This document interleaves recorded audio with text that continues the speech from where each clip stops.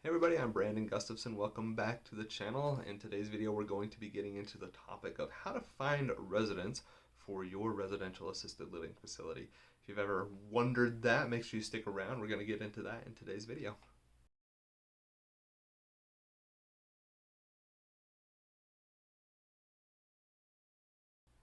Hey everybody, I'm Brandon Gustafson. I own and operate two residential assisted living facilities, and I created assistedlivinginvesting.net to provide you with coaching that helps you start your own residential assisted living facility.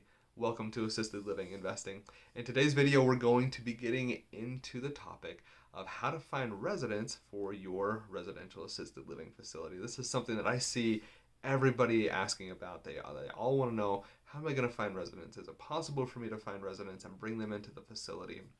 I've talked about this before. We did a video that was on, can you really make $30,000 a month in a residential assisted living facility? And the short answer to that was yes, you absolutely can. And it's largely because finding residents for your assisted living facility really is not that hard. But in our video today, we're going to get into kind of the more nitty gritty of how you can find those residents and bring them to your facility, so you don't just have to take my word for it and you can kind of understand what that looks like. Before we dive into the topic though, I just want to remind you, get over to the website assistedlivinginvesting.net and make sure you are getting access to the free underwriting calculator.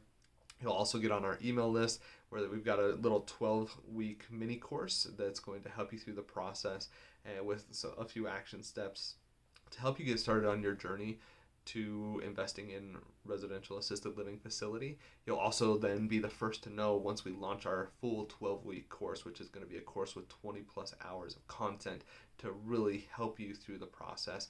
In the meantime, we have our business planning guide on the website, and you can buy that with a couple hours of content specifically around how to use that calculator more effectively, the updated version of the calculator, business plan guide with a business plan template and an overview of how to use that and how to edit it, and a few other things, some other bonus materials. So get over to the website, get on the email list, and make sure you're signing up for that content because it's going to really help you out on your journey to investing in residential assisted living.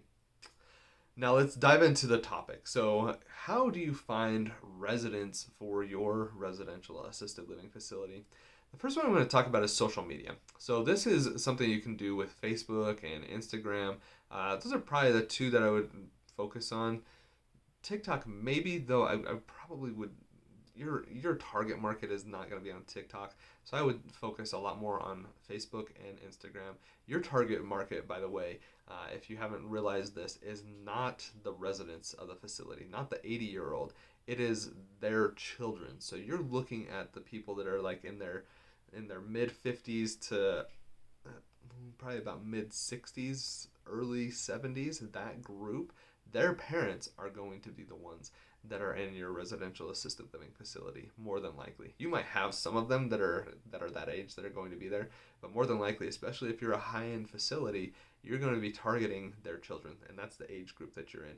And that age group is largely on Facebook with a little bit on Instagram. So that's where you want to be with your social media. That's where your population is and why you should be focusing on those two social media platforms. So when you're on Facebook and Instagram, you want to have that account. You want to be posting regularly. And I would suggest that you have a few different pieces of content. One is going to be content that's around like interactions that you're having with your residents. You have a party, you're doing activities, those types of things. You're taking pictures, and then you have to get permission in order to post these from the residents. But you're posting those on there. The next one, the next pillar of content that you're going to have is going to be just like some of the benefits that you have, or more informational type of stuff.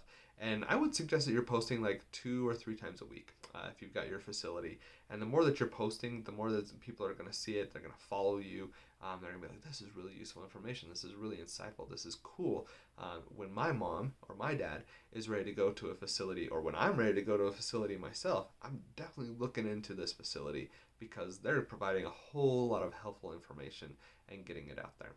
The next thing I would suggest with social media is get involved in groups. Now, there are going to be groups that are kind of healthcare specific. We have an incredible one in Idaho that we're a part of, and around senior living. And that's a good one for you to be at and kind of interact with people on, and make sure that people are aware, because you can get some referrals from that source. But I'd also encourage you to get into more community focus, like neighborhood type of Facebook groups, and make sure you're kind of posting on those with regularity so that people are aware of you and the types of services that you offer, that you're a fun place, you're not some stuffy old uh, nursing home that doesn't do anything and doesn't interact with their residents. You want to make sure that they see you as a really cool and nice place for themselves or for their parents to go to as they're going through that process of finding an assisted living facility. So while getting on social media can be a little bit scary, it might take a little bit of time to figure it out. Uh, you can still do it. It's still a useful spot for you to spend some of your time on.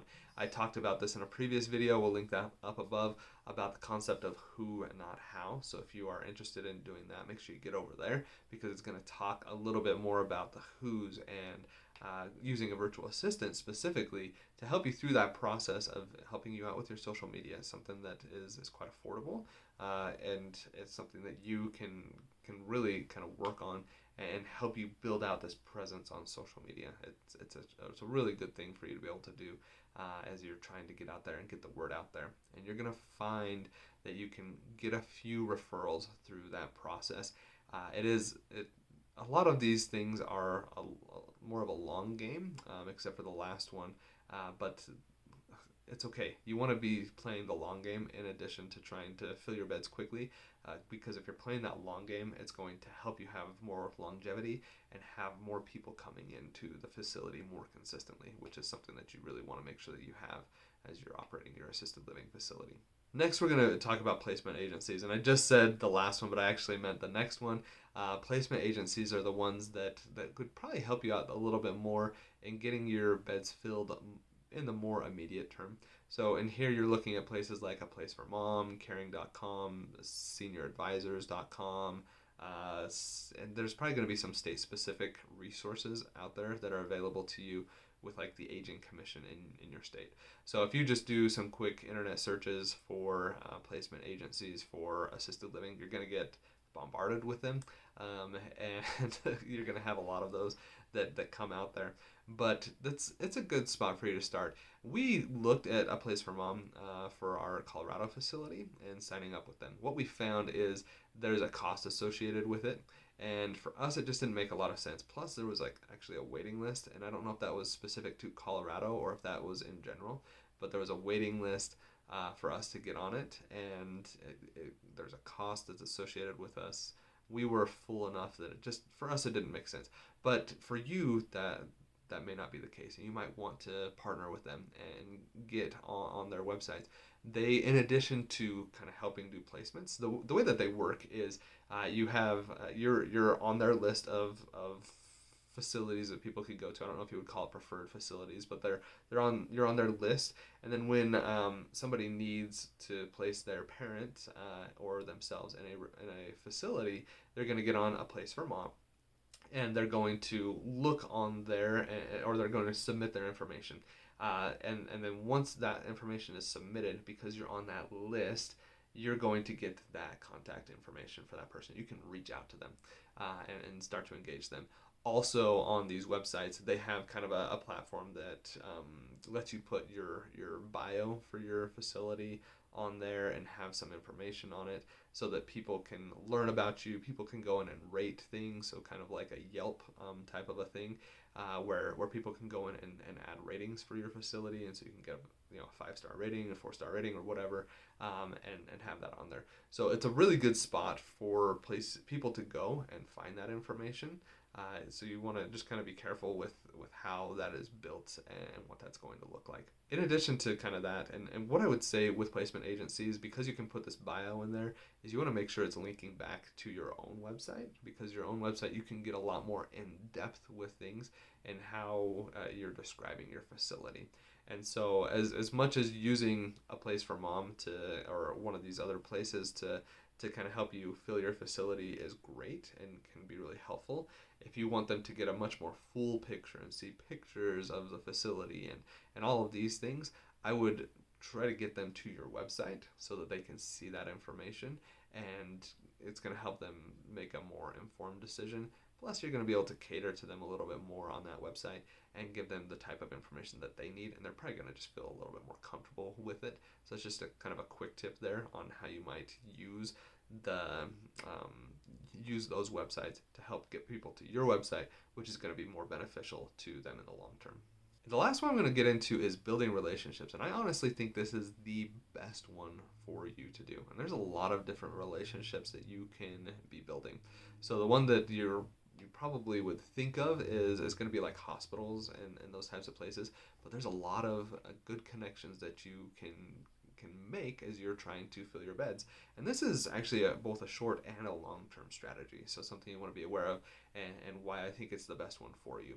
So you want to be building these relationships. Some of the people you would build relationships with are going to be care managers, hospitals, rehab centers, skilled nursing facilities. You also would potentially want to partner and build relationships with other facility owners, because it's kind of an interesting world. When you are working in residential assisted living, it's very easy for you to, from the outside, to think, oh man, they're my competition. And it's true, they're competition. They're trying to bring residents in as well. But in reality, there is such a large population for residents that you are competing maybe for the best ones. But apart from that, there's enough out there to go around for everybody. And so building relationships with other residential assisted living facility owners is going to do a couple things. One, when you have a resident that just doesn't fit your facility anymore for whatever reason, it doesn't necessarily need to be bad behaviors. It could be level of care. You can work with these other facility owners, and vice versa. If they have somebody that level of care isn't there, and you're building these relationships so that you can kind of refer back and forth. We've done this in Idaho a couple of times. We have these relationships in Colorado as well, and it just helps us through the process in bringing more residents in.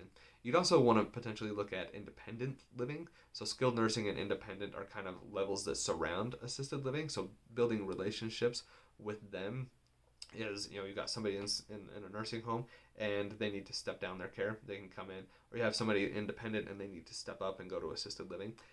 Those are really good spots for you to be developing relationships with as well as you go through the process.